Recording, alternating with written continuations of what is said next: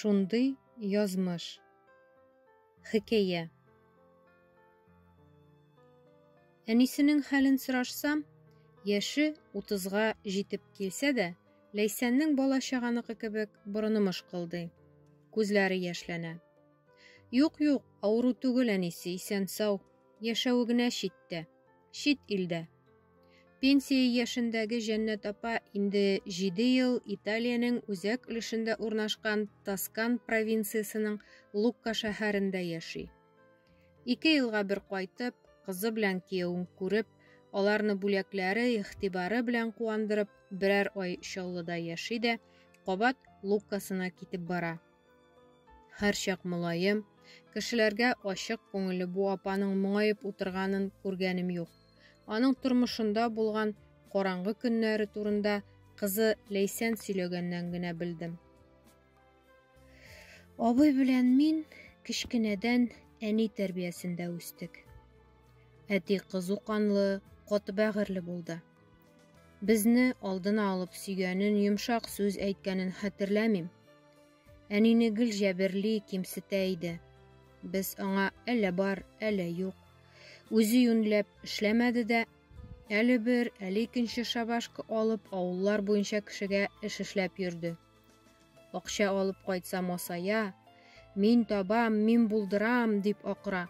Соңрак шул акчасын берничә көн эчендә эчеп бетерә иде.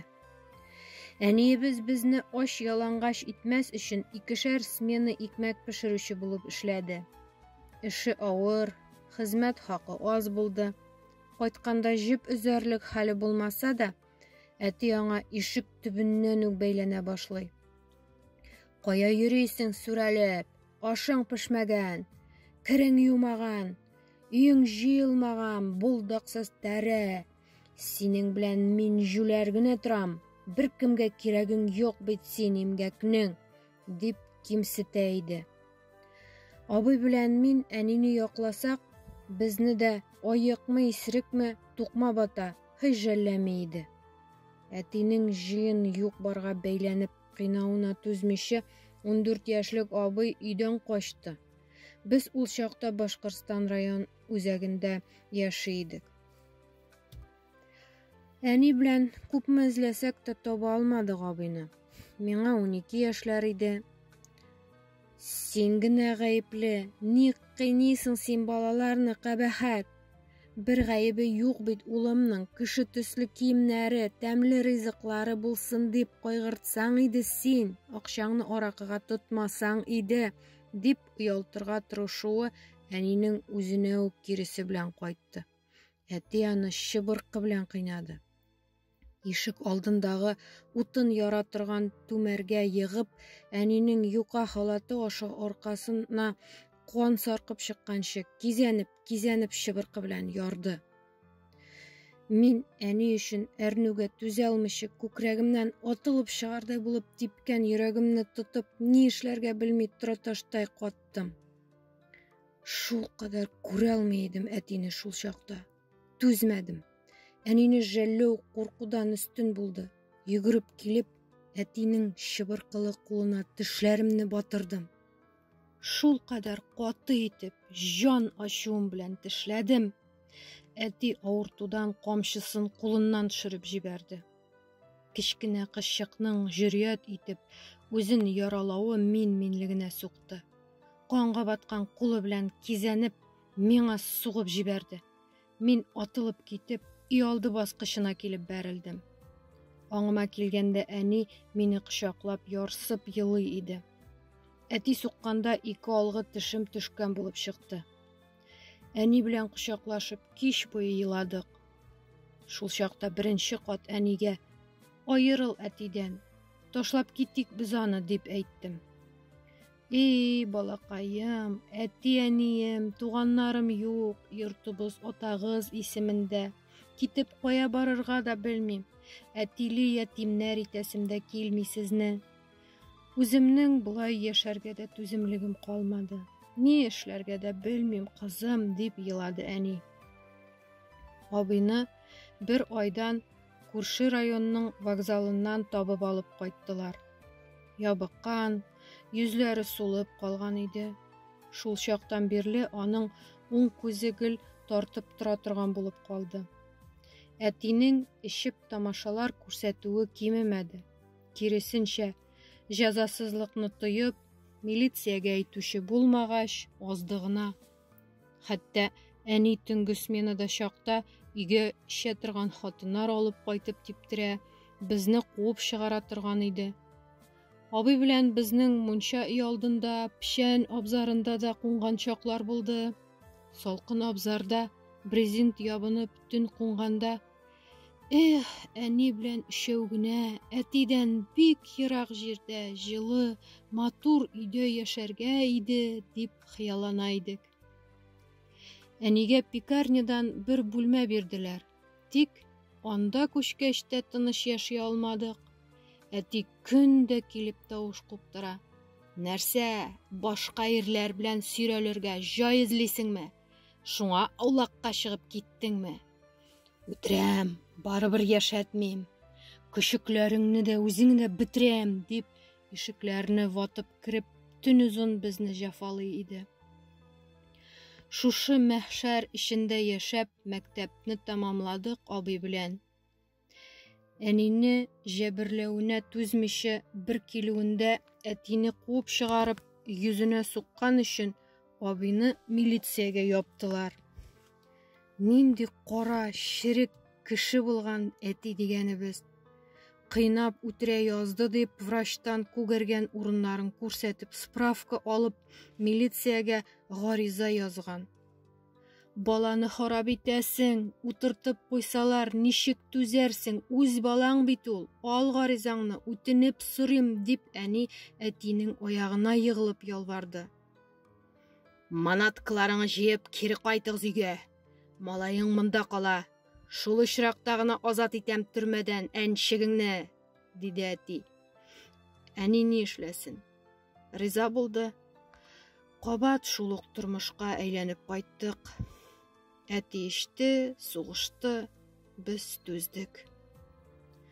Абый слесарьлар әзерләүче курсларны тәмамлап, Чаллыга чыгып китте.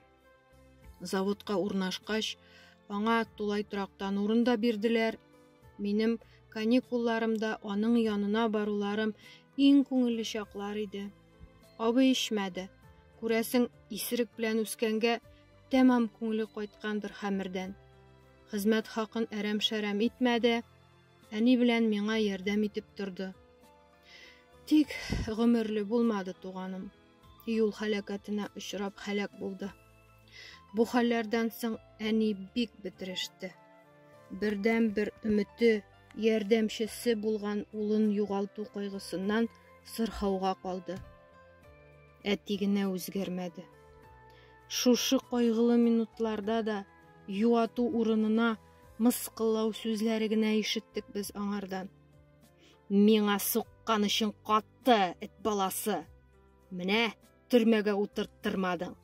Барыбер каргышым төште, дип әнинең булай да өзгәләнгән бәгырен изалады. Мин чәчтарашлар курсын тамамлап, абый яшәгән Чаллыга эшкә чыгып киттем. Балакай, укытырга иде дә бит сине, юк бит мөмкинлекләрем, дип пошаманланды әни ул чакта. Мәктәптә яхшы укыдым. Әнием безнең белән ничек арыса да өй эшләрен эшләшә, булдыралганча ярдәм итә, җаваплылыкка өйрәтә килде. Балакайлар, институтларда укытырга иде сезне, башыгыз эшли, икегезнең дә, дип аркабыздан сөйгәнен хәтерлим. Минем иң зур теләгем фатирлы булып, әнине үземә алдыру иде. Тик чәчтараш булып эшләп кенә зур шәһәрдә торак алырлык түгел иде шул матди як. Туган йортка бер кайтуымда әнидә ниндидер үзгәреш сиздем. Әтинең сүгенүләренә дә игътибар итми, йөзендә ниндидер тәвәккәллек, бер кадгый карарга килү чагыла. Икәү бергә мунча кергәндә әни үзенең серләрен сөйләде. Туйдым бу эт тормышыннан, кызым. Арыдым, соңгы чиккә җиткерде бу бәндә. Тәүәккәлләмәсәм, йә ул мине, йә мин аның җанын ҡыячаҡбыз. Бозоҡлоҡноң соңғы шигенә җитте сәрхүш. Бер төннө фәхишәләр алып ҡайтып, алар белән ни ҡыланғанын миңа ҡарап торорға ҡушты. Ҡулларымны каруат арҡасына бәйләп ҡуйҙы. Иртәнгә ҡәҙәр ышҡындырмады. Күҙләремне шытырдатып йомдом да, йә Хоҙа, бу төн усса, бу кеше белән башҡа йәшәмим. Бер ҡарарға килергә ярдәм ит, дип сорадым. Икенсе көннө күрше Маһинур апаңа кергән идем, ҡыҙы ҡунаҡҡа ҡайтҡан. Ул шит илдә эшләй бит. Хәлләремне аларға да сөйләдем. Ул да кулинарға уҡыған иде бит, пешекселәр почетта икән анда. Бергә китәбез, мында ҡалмайсың, диде. Документларны хәстәрләргә дә ул булышты. Жилдәй җитез хатын, тиз арада барысын хәл итте. Юлға билетҡа ҡәҙәр үҙ аҡсасына алды. Мин аның белән Италияға китәм, ҡыҙым.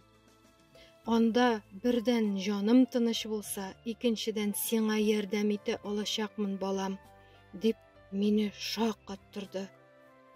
Йомшаҡ тәбиғәтле, яҙмышына күнгәндәй тойолған басынҡы әниемнән мындай тәүәккәллек көтмәгән идем. Ни шатланырға, ни ҡайғырырға белмәдем. Әни исә уйыннан кире ҡайтмады. Әтигә бер сүз әйтеп тормады, иң кирәкле әйберләрен генә бер сумкаға төйнәп, шит илгә сығып китте.